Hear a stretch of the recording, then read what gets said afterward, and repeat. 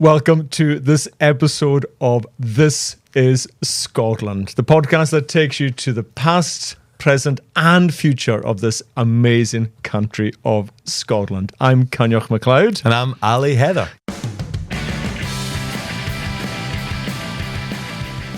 Good to see you, Ali. How are you? I'm actually in great form. And I always like to start off with a little bit of chat about like what we went up to and things. Yeah. And I've got a big tip. So I want the listeners to get their pens out. I was just the other day, I took a wee tour group to the Highland Chocolatier. Have you come across the Highland Chocolatier at all? Well, people talk about it all the time. Unreal. I'm so sad to say that I haven't been yet. Oh, so like just for those that aren't aware, it's like a guy, he's won all these world awards for his truffles, for his like incredible chocolate truffles, for his experimental truffles, and it's just a wee shop kind of near Aberfeldy sort of part of Scotland. It's down by a river, and there's a little cafe there, but it just has this big glass cabinet full of handmade truffles, and they are phenomenally tasty.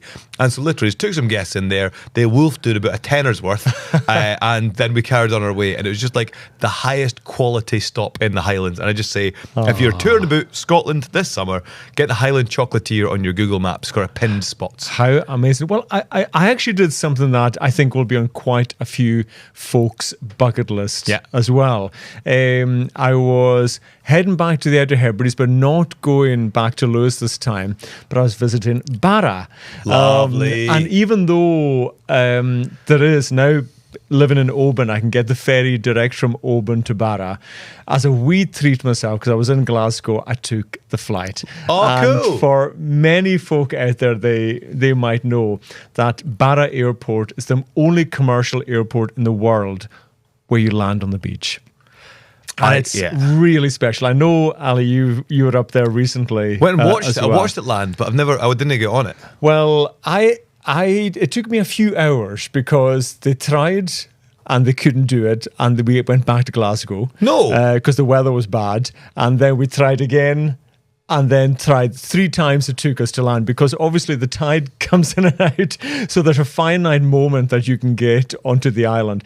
But the views as you're coming in, and the experience. Yeah. I know a lot of people do it as a bucket list thing. They head in and head out, but please make sure you spend a great amount of time on Barra and Vatersay if you're heading to those islands, because they're such special islands to visit as well. Those were my 2 big surprises. I was out in Barra. I went by boat, and the first thing that surprised me about the plane landing on the beach is the fact the beach is soaking. This isn't like a big sandy plateau. It literally, the tide has just gone out. You're totally There's right. huge puddles of salt water, which the plane lands and splashes into, then splashes through.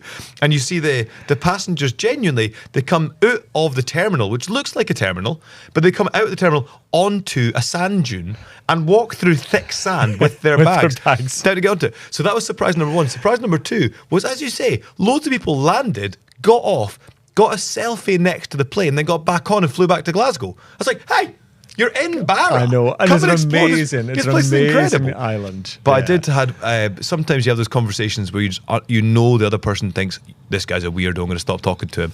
I was on the plane recently to Campbeltown, and there was loads of sand on the plane. And the pilot said, oh yeah, we're just back from Barra. So the plane had gone from Barra to Glasgow, then done to Campbeltown, and the gangway, like the actual plane fuselage, had loads of sand in it. And there's an American guy going to golf at the famous golf course Machrihanish down at Campbeltown. I was like, oh, you see all the sand? Because it landed on the beach. And he's like, ha ha, yeah. I was like, no, at Barra, the plane, lands on the sand. He's like, yeah, a lot of sand blowing in. And then he's looked out the window and didn't speak to me again. Total madam. I was like, I've made this sound really weird, but it's no, I didn't, like it does, it lands on the beach. Yeah. Well, the thing is though, I do absolutely love taking the ferry to the islands. It does feel like a big adventure when you get on the ferry and you travel to the islands. But big shout out to Loganair. I love getting on a Loganair flight to the islands as well. You get your caramel wafer. It's a short flight. And so big shout out to them, because I've had some amazing experiences on Loganair as well. God, I'm going to tell you I promise a very quick story that Loganair won't want me to tell you. I'm going to tell you now because it's funny. We turned up to the airport in Islay. And it's the same tiny wee terminal, one runway, one plane in, one plane out, and the plane was an hour late. Straight across the road fae the terminal is Isla Ales, the brewery, which has wee outdoor tables. And so literally 3/4 of the passengers went and sat outside and got a pint and were just sitting around drinking. And when it was time to check in, the wifey for the airport just comes and goes, "Boys, that's your plane," and just called us over from the beer garden to go and thought go that through only security. happened in like Alicante or something. Oh, like it was so good. It was great fun. Well, talking of planes, though, Yes. big shout out to the other Hebridean carrier, Hebridean AR. Flew them recently as well to Colonsay for the Colonsay Book Festival. From the wonderful Oban Connell Airport, Hebridean Air fly to Col, Tyree and Colonsay. And I had the best... I was going to say the best 20 minutes of my life, but it was the most amazing views, a lovely experience, and just a 6-passenger, the cutest wee yellow plane. That's brilliant. So yes, Logan Air go to many of the islands, but the amazing Hebridean Air as well. Check Sounds like Air Scotia. It is a bit like. Anyway, what are we talking about today? Well, we've got 3 amazing topics actually today. The first one we're going to ask is Edinburgh the most beautiful capital city in Europe? Now, the reason this is brought up, there's loads of reasons to bring this up, but it's the Post Office Travel Money did this research that showed that Edinburgh is now the most expensive city break in Western Europe. I thought Stornoway, so Stornoway must be up there as well. Oh, the most expensive city. City. Okay, Stornoway will be the most expensive regional centre. But no, because it's such a stunner, but it's got that complex relationship. So so we'll chat about Edinburgh. Loads then we're going to chat about whiskey. And when you were in Campbeltown, I'm sure you were singing Campbeltown, Loch, I wish you were whiskey. So we'll chat whiskey. And then finally, we are going to chat about probably one of the thing I love most about Scotland, and that's ceilidh dancing. Ceilidh dancing, ceilidh culture, all the crack. All that kind of thing. But let's start with Edinburgh, Yes. a city that you know so well. So, question. Is it the most beautiful capital city in Europe? Well, that it's a huge question. And when I was young, you would never think of that because, like, it's our city. You go to it quite commonly. And my only family, they were in Portobello, which actually used to be quite rough. Like, we used to go down there. My brother got jumped and beaten up down at the waterfront in Portobello. Like, it used to be like properly a dodgy spot.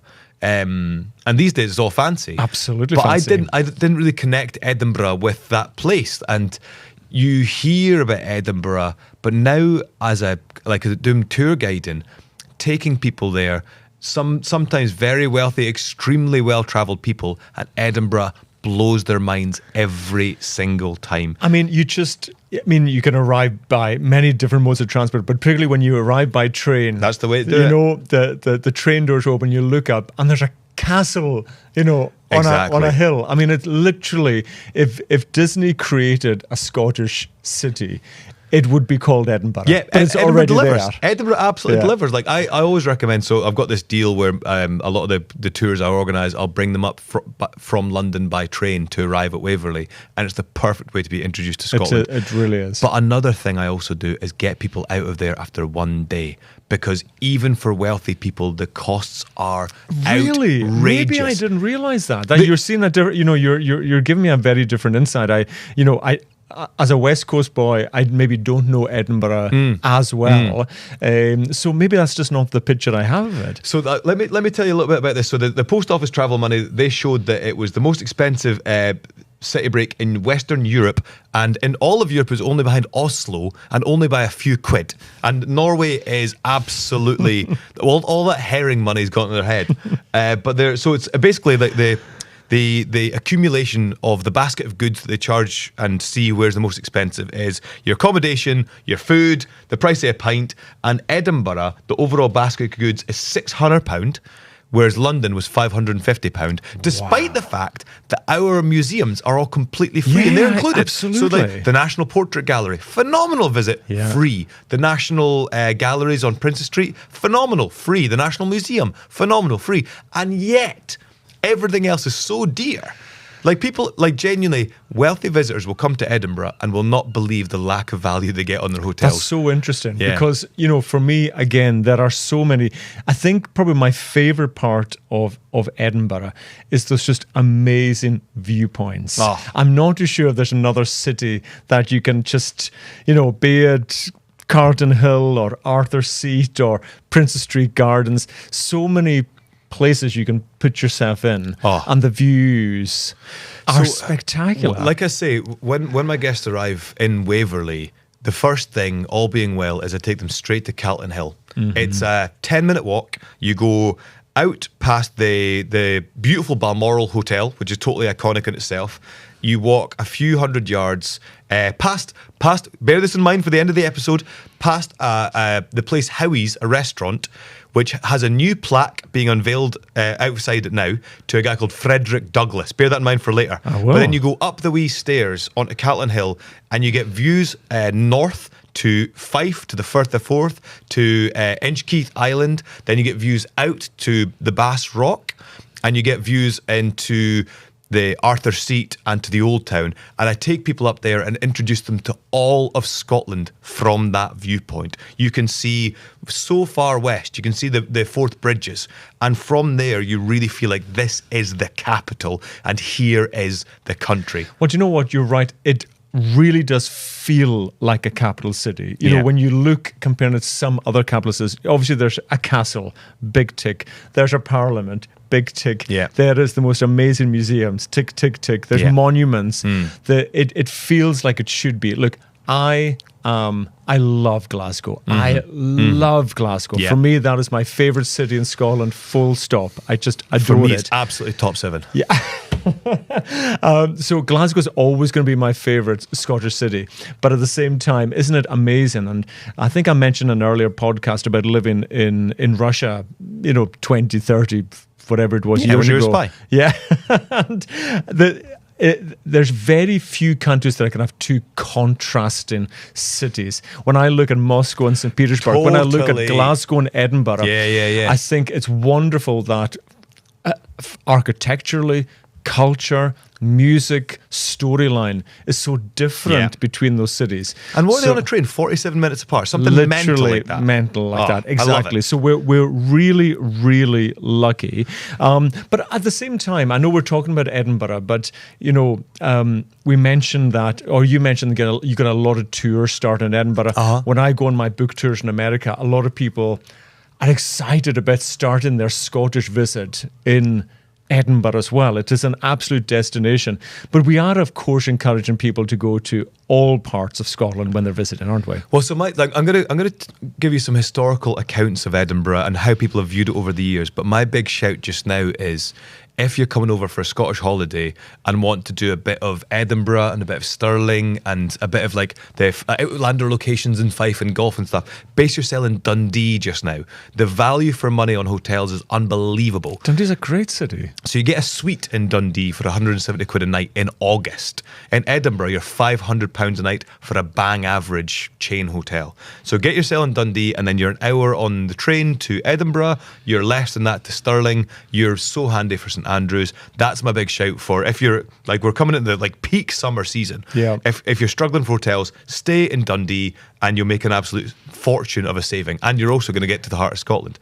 But can I tell you about, I was reading 3 different accounts of old Edinburgh, because I think it's stunning. I think it definitely is a stunning city today.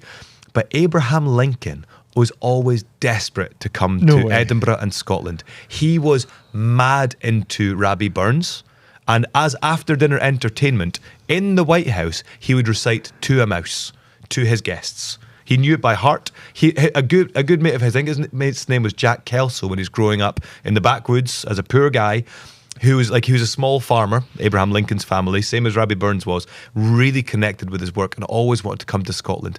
Obviously, he was assassinated and couldn't come, but his wife and son came in his honour and spent 6 weeks here, went to the Burns cottage, but also spent time in Edinburgh. And one of her letters home, Faye, later on her trip, because it was Edinburgh, Scotland, then Europe, she said, "Beautiful, glorious Scotland has spoilt for me every other country.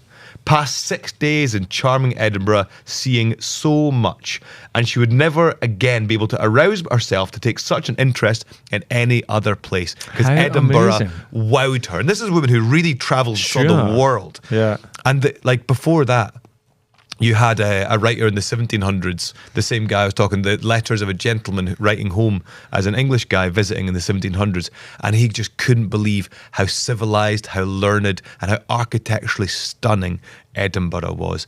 And you cannot beat it as a place that's got layer upon layer upon layer of history and real beauty. So I think, is it the most beautiful capital in Europe? It's not even that close. Of course it is. Is it also the most expensive? It certainly is. So I would say it's a place to come off season. It's a place, if you're Scottish, go to the festivals and then just retreat in the evenings. And if you're coming to spend serious time in Scotland, base yourself in Dundee or Fife or Stirling and nip into Edinburgh every day. It's really well connected. Yeah, spread your wings. That's what we're saying. You know, that there is amazing key points of Scotland like Skye, which is very popular just now. Edinburgh's very popular, but heading to the other islands, heading to the East Coast. Yes. You mentioned before about Inverness Castle reopening. There's so much happening. Just out of interest, favourite castle in Scotland? Oh, favourite castle in Scotland? You've put me on the spot, but so I used to work for Historic Environment Scotland, and I used to sort of go and be a little sort of tour guide and toilet cleaner at and a pigeon chaser at loads of different castles. And I reckon Tantallon Castle in East Lothian. So just for those that aren't aware, on the East Coast, there's less cliffs and there's less kind of rocky outcrops. On the West Coast, you'd put your fort on top of a rocky outcrop. Mm-hmm. On the East Coast, you'd defend yourself by going out onto a promontory into the sea and then building a wall across. So you had the cliffs on three sides, then you'd build a big curtain wall. And Tantallon is this huge red sandstone curtain wall in East Lothian that is so iconic and beautiful. You climb up, it gives you views right over the seas. Scarlett Johansson filmed the film there. Just knocking about being a beautiful alien who's like killing local men. As you do. As you do. And so for me, I just think that's maybe the most impressive, cool and unique. Where would you go for? I'm a huge fan of Stirling Castle. I think it's a wonderful castle visit. As you say, if you are in the Central Belt, I think it's just got absolutely everything you want. It's a better visit than Edinburgh. It's a better visit than Edinburgh.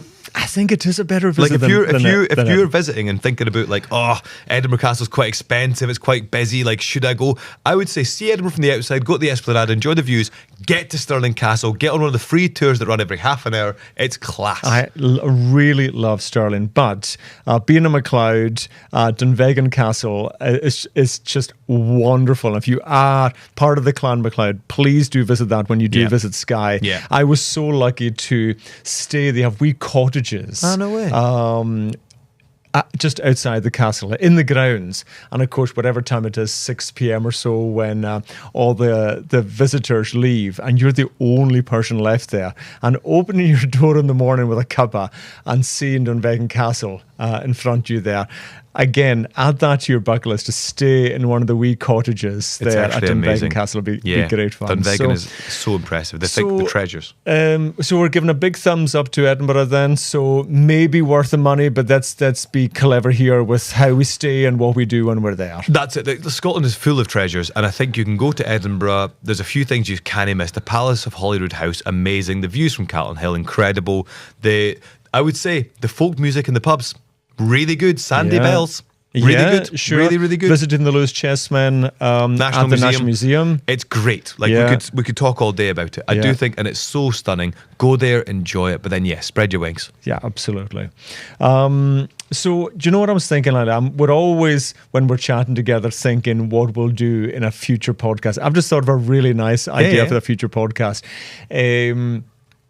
What about greatest Scottish movies? Can we add that to the list for a future one? I mean, I've seen Rob Roy. Do we have any others? We've got quite a few, right, okay. Definitely. But let's save that. But I know we were going to talk about whiskey. But the reason why movies came to my mind is the wonderful book and then movie by Compton Mackenzie, Whisky Galore.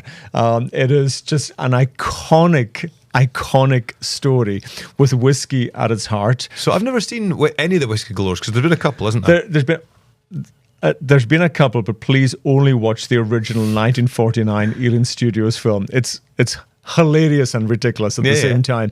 But for those who don't know the story, it's the true story of the SS politician that sunk off Eriskay, 1941. So Eriskay, right out Outer Hebrides, Outer down the south Hebrides, of them, yeah. North Atlantic. And can't remember much, but we're talking tens of thousands of bottles of whiskey. They're on their way to Jamaica with all this whiskey, and it's sunk outside Eriskay. The next day, on the sunken ship, there was no bottles of whiskey, but lots of very happy residents of Eriskay, and actually many of the islands that came down. So the film itself was set in a fictional island of Toddy, I think it was, they set it on. But it's a hilarious island, but really shows in a light-hearted way that whiskey is so synonymous with our kind of, a bit like we were talking about Edinburgh being so synonymous with the country of Scotland. How can a visitor or a local of Scotland not either tried whiskey, love whiskey, or have a story about whiskey, wouldn't you say? No, completely. So that whole, I love the story about the politician because it's a story about who has the rights to scavenge. And even ministers believed that whatever washed up on the island belonged to the people of the island. And so like that was in the mainland as well. Like Caithness has the Whilago Steps.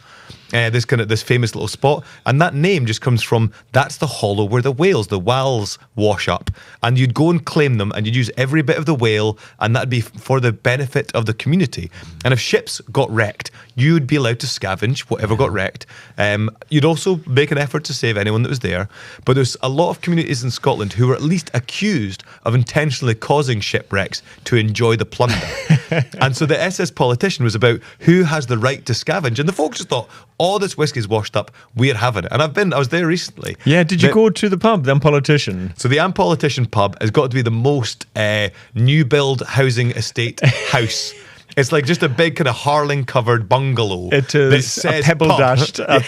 But inside, I love good Politician. One of the warmest welcomes you can get. And please, when you go, and they will do it for most visitors, they have got a couple of bottles from the SS Politician behind the bar. They've got bottles from the SS Politician. They also have loads of Jamaican currency, shillings from Jamaica. So Britain obviously was in charge of the place at the time. And so HM Treasury, or whoever it is that prints the money, had printed all Jamaica's money and loads of machetes for the sugar plantation, as well as the whiskey. And so people in Eriskay and the other islands had so much Jamaican shillings currency. They're using the banknotes to light fires, to wipe their faces, to clean their hands after working on an engine, which I think is and it's all there. The pub still has it. Yeah, and welcomes definitely. You to see it. If you get up to the islands, make sure. I mean, Eriskay is a lovely, lovely island. Head into Politician for a dram as well. But we were chatting about like the whole role of whiskey in Scottish culture. So my master's dissertation was about the illicit distilling in the Angus Glens, and I found it to be so fascinating because so many stories about whiskey making and the illicit whiskey. It sounds like the Prohibition era of 1920s America. We had these kind of like these daring gangs of smugglers and communities all working together to sneak this stuff out under the nose of the excise men. But actually, these communities were really suffering. That's where whiskey comes from. These communities, like whiskey existed within the culture for hundreds of years. It arrived probably with monks from the continent who brought the art of distillation. It leaked out from there into the communities. And we would, at the end of each harvest, would distill a bit of barley to give us a bit of aquavitae, a bit of the spirit, for use of like funerals, weddings, ceremonial events, that kind of thing. But when the 1700s came along, we became part of Britain, and all these areas had to start to become economically active. People had to start making money and paying cash rents. There was no way of doing that. These are subsistence farmers, very, very poor. The only way they could make money is by massively increasing their whiskey production to then sell to the thirsty tunes like Dundee, like Aberdeen, and start making cash money to pay the rents. So whiskey emerged from this real need to survive. Yeah. And I quite like that as an origin story of whiskey. Like it's very much bound up with our culture, but also that kind of rebellious need to survive in a landscape where you're no longer that welcome. You're listening to This Is Scotland. We'll be right back. Ali, where in Scotland would you disappear to for a week? If I've got a week, Orkney. There's so much to do. That's the thing about Scotland. There's always another story to find. Find yours in the Scots Magazine every month. Subscribe today at scotsmagazine.com.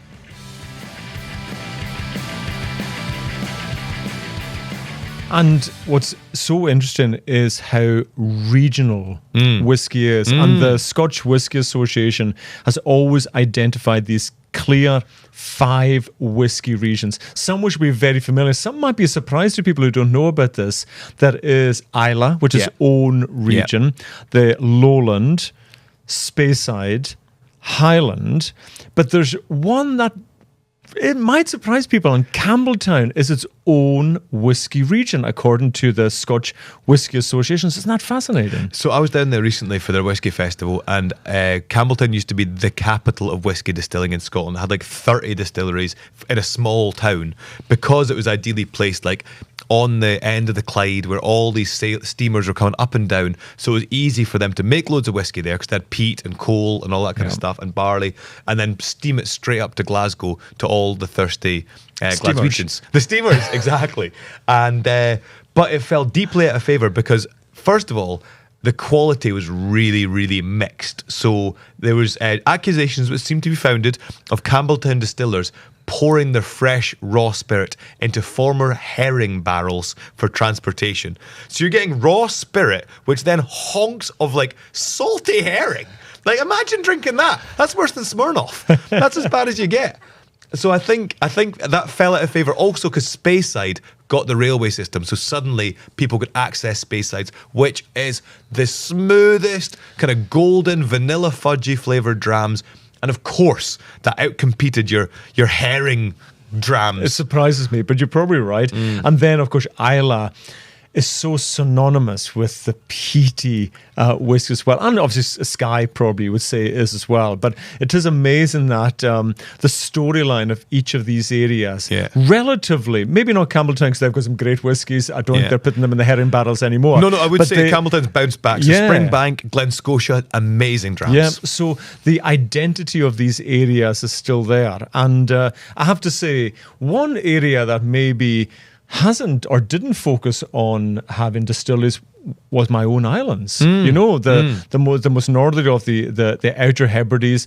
We're sort of catching up, but I feel we're doing it in a really wonderful way. The Isle of Harris distillery in Tarbert on the Isle of Harris. To be fair, that kind of community feel that they have created there is really, really special. And I mean, you were talking about the young workers on Islay working in the distilleries, and I've really now noticed that as the Isle of Harris distillery grows, it is a very young group of people who are working there, and I think that's quite a special thing, because I'd say for most people, maybe this is a little unfair, but most people perceive whiskey to be a maturer person's drink. Totally. Well, yeah, I think the regions we're talking about are all away from the Central Belt, and the industries allowed those places to thrive. They give jobs, money, and real pride, I think. Like, for example, like one of the places that struggles with depopulation but is incredibly beautiful is down sort of like Dumfries, Galloway, Annandale Distillery, right? It's run by people who love their region. And so they make whiskey, absolutely, but they also bought over the pub that Rabbie Burns drinks in, or drank in, rather, and where he impregnated the barmaid in the pub. And last time I was there, they brought me up the stairs and showed me the bed. Like, I was here. Like, that's where it happened. But they've turned it was always a nice wee boozer, but they've bought it over and turned it into like a nice restaurant. So Dumfries has got like a real spot for excellent local cuisine, excellent drams. You have the distillery there, but they've also bought over the old, I think it's the Annandale Savings Bank, because that was one of the core places where working people got access to banking in rural areas.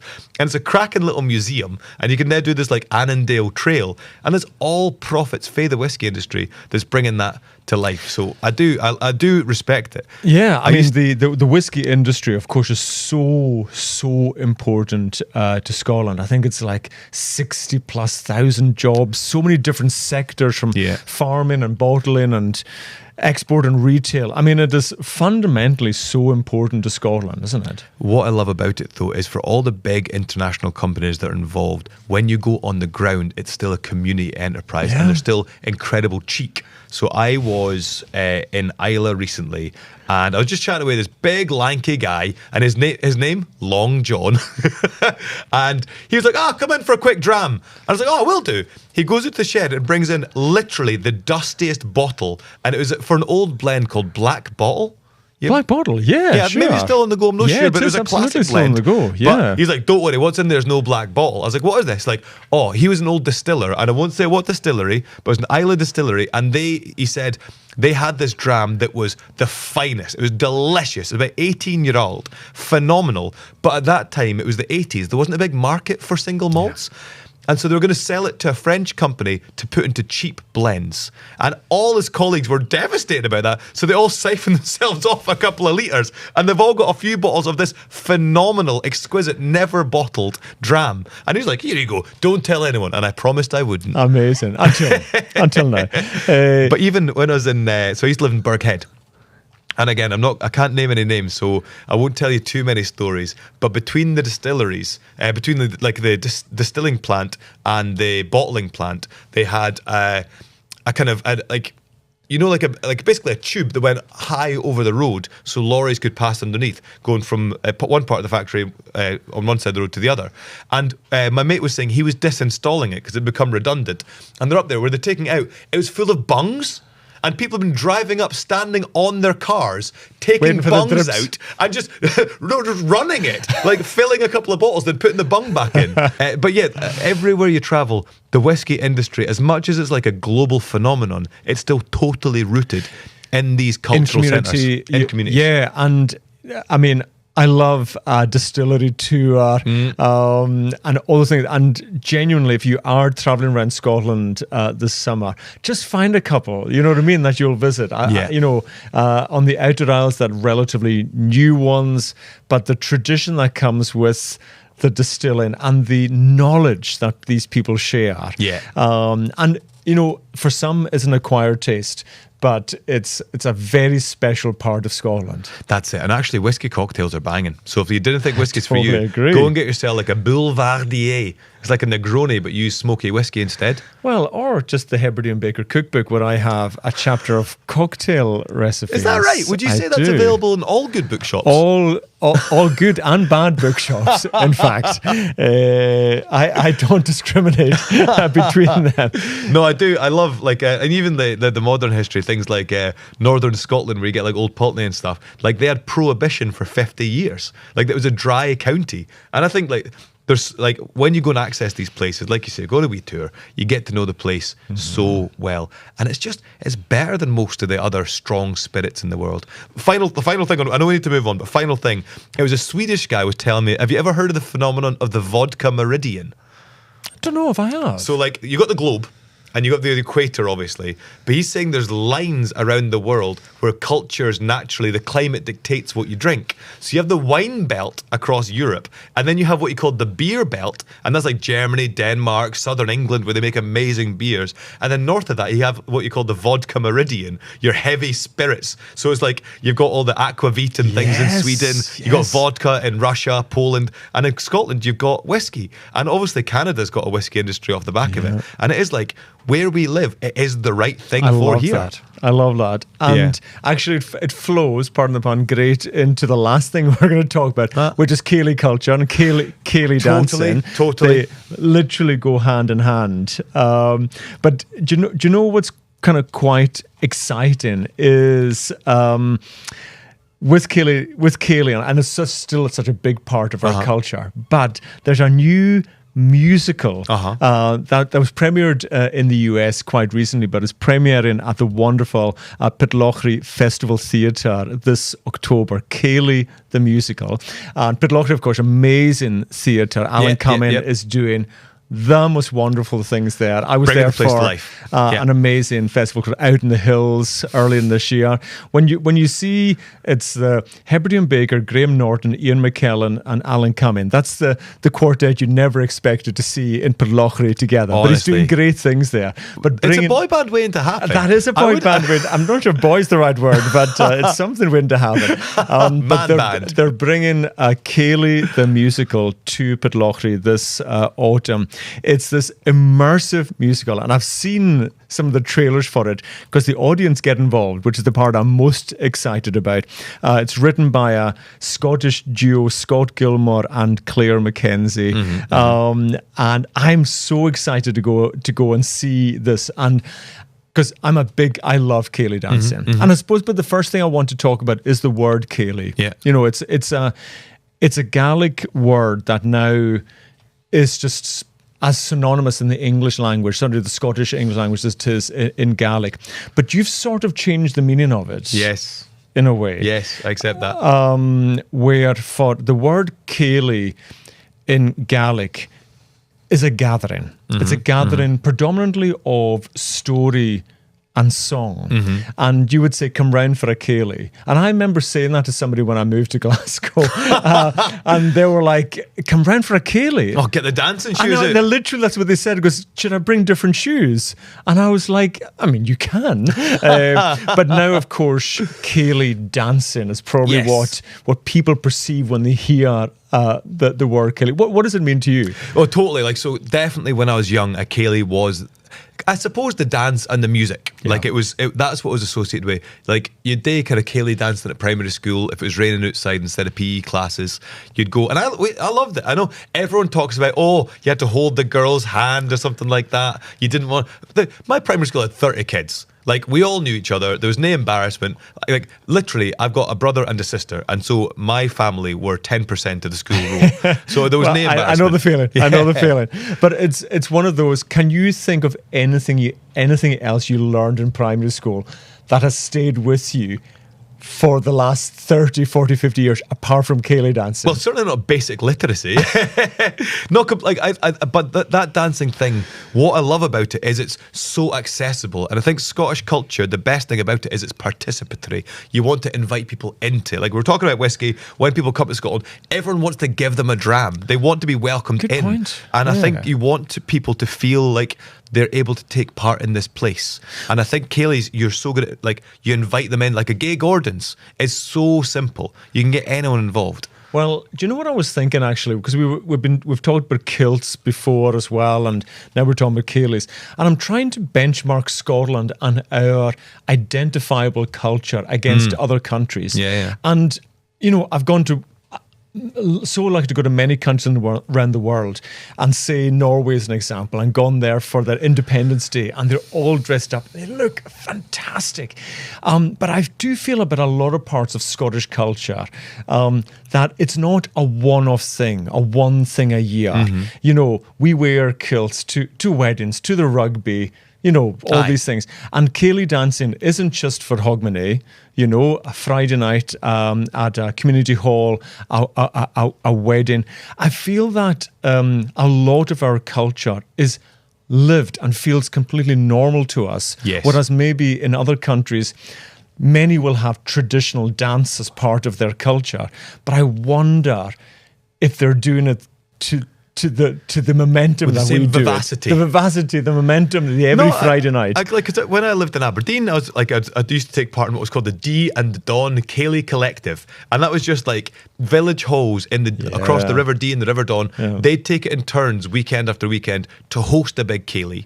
And so what we'd help organise was musical teaching sessions through the day in just cottages. Like, whoever was living there said, okay, I'll host a singing circle in my living room. So you'd go out during the day and do like a fiddle session or a singing session in one house, another house. Then you'd all meet in the village hall for a great big dance in the evening, raising money for like a new roof for the hall or whatever. And it was so alive, and every generation was there. And I think we're so lucky to have that kind of that vibrancy, I think. And it's that way of, even in Edinburgh, they have weekly Ceilidhs where everyone gets to take part. Yeah, absolutely. So, are you dancing? Are you asking? I am asking. What's your top 2 ceilidh dances that you will absolutely, whatever you are and however exhausted you are, you'll get back on that dance floor for? Honestly, I love the Dashing White Sergeant. Because it's 100% I love a Dashing White Sergeant. Circles, and then you've got that bit where there's like 2 of you are dancing at the person in the middle. And you can kind of improv that bit. So you can do it kind of funny or you can do it dramatic. And it's that fun thing where you're in a big group but then you split off. I like any dance where you're regularly changing partners. A progressive ceilidh dance is the best. I'm progressive to the bone, even in my ceilidh dancing. What about yourself? What are you going for? No, honestly, that is absolutely my top as well. You mentioned the Gay Gordons. The Gay Gordons is often one that starts the night. Yes. There is a thread to many a ceilidh night. And maybe because it is one of the more relatively straightforward ones. Yes, anyone can gay a Gordon. Anybody can gay a Gordon, and doing that is a great opening to a ceilidh. But I was really lucky to visit Cape Breton. When I was on one of my North American book tours, and firstly, available in all good bookshops. It is. Available, all 4 of them. Firstly, what a wonderful place. Mm-hmm. Nova Scotia, and particularly Cape Breton. We could do that could be a whole other subject on a podcast. But I was taken to a ceilidh in Inverness County, and I was like, I've got this. I'm if there's anybody a dab hand at a ceilidh. I'm a dab hand at a ceilidh, available for Strictly Come Dancing any season. But I sat there kind of going, right, I can't wait for somebody to ask me. But luckily, I just paused for a second and watched their ceilidh dances. Wow. Bamboozled. Each part of Cape Breton, all the different villages have their own set of, I think it's about roughly 3 dances that they do. And goodness, that took a wee while to get used to it. That's like, I was speaking to 2 young sisters. They're they're maybe 21-year-old, and they are Gaelic speakers for Nova Scotia who are very proud of the heritage, and they go around schools helping draw out the Scottish connections, helping to teach the fiddle tunes. But they were saying they'd never done the Canadian barn dance until they came to Scotland. Right, yes. So the Canadian barn dance, they were saying, doesn't exist in Canada. Does not exist. But I was shocked because I presumed like it was their dance and we were doing it in their honour, effectively, and we'd learned it for them. But apparently they hadn't heard it until they came here, and now it's being performed in Canada because Canadians came here and learned it and brought it home. But I got to the bottom of it because I was in the Isle of Bute recently, and Rothsay Pavilion. Yeah. So it's this beautiful old building. Absolutely. It's like, how would you describe it? Like basically a kind of big octagonal building down by the docks, could fit about 200 people with a ballroom in it, right? There's a plaque on the wall that says, during the war, lots of servicemen would come here for dances, and a Canadian serviceman either invented or introduced the Canadian barn dance, maybe from his village, maybe from his imagination, and the Canadian barn dance was first danced in Scotland at the Rothsay Pavilion and spread like a happy infection across the land. Oh, I love it. I love a Canadian barn dance. I love a St. Bernard's Waltz, Strip the Willow. We even mentioned an Orcadian Strip the Willow. The names are iconic, the dances are iconic, and if you're 5 or 85, you get involved in a ceilidh. Phenomenal. And again, if you're coming to Scotland, tie it around a ceilidh. There's ones every week in Glasgow, every week in Edinburgh, across the country. There's even once a year, particularly in Edinburgh, there is a Gaelic as well. So big shout out to the Gaelics, which is a great night out as well. So definitely add a ceilidh to your plan. But I'm just going to give credit to one person at a ceilidh as well, who probably has the hardest job, particularly if it's novice dancers, and that's the caller. Yes. So often you will have a ceilidh band, normally 3 to 4 instruments in a ceilidh band. And when you go to a ceilidh dance, I was one in Oban last weekend, and there is no caller because for most on the West Coast, we kind of know what we're doing, so we don't need the caller.